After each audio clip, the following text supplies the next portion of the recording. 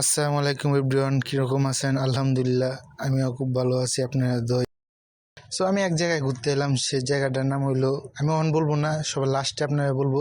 So কমেন্টে বলে যান যে এই জায়গাটার নাম কি হতে পারে। এই জায়গায় আসলে আমার মনটা অনেক ভালো হয়ে যায়, কারণ এই জায়গার পরিবেশটাই অন্যরকম। চলেন দেখে আসি। সো আমি যে না ঘোরার কথা বলছিলাম, সেখানে আয়া বসছি। কেন লাগে আইসি অবশ্যই আপনারা দেখেন। চলেন আমি একটু দেখাই।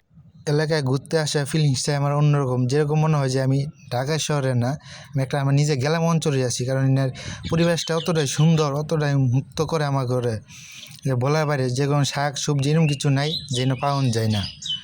সো আপনার যা দেখতে পাচ্ছেন, অনেক লাল শাক, লাউ শাক, পাতাকপি, মূলার শাক, অনেক কিছু চাষ করে।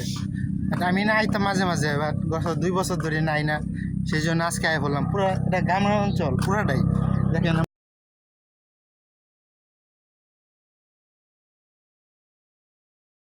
সো আপনারা যেটা দেখতে পাচ্ছেন পুরাটাই গ্রাম অঞ্চল। যেরকম যে উশি গাছ, অনেক কিছু গাছ লাগাইছে, উশি গাছ, সিম গাছ, তো মূলার শাক, লাল শাক, পালং শাক সব দেখা হয়ে গেছে। আমরা কপি খেতে যেমন যে কপি দেখি আমরা এরকম। চলো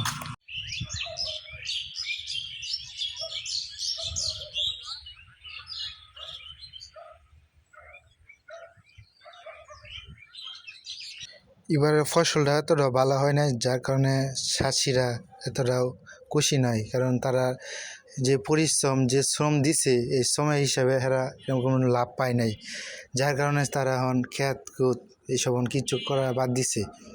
পুরো এলাকারই তো ঘুরে দেখালাম, তো সবাই অনুরোধ এখানে এসে ঘুরে যাবেন। এখানে পরিবেশটাই অন্যরকম। সো আমার ভিডিও করা কাছাকাছি। তো গাইস, আমার ভিডিও করা শেষ। তো এই পর্যন্ত হইল।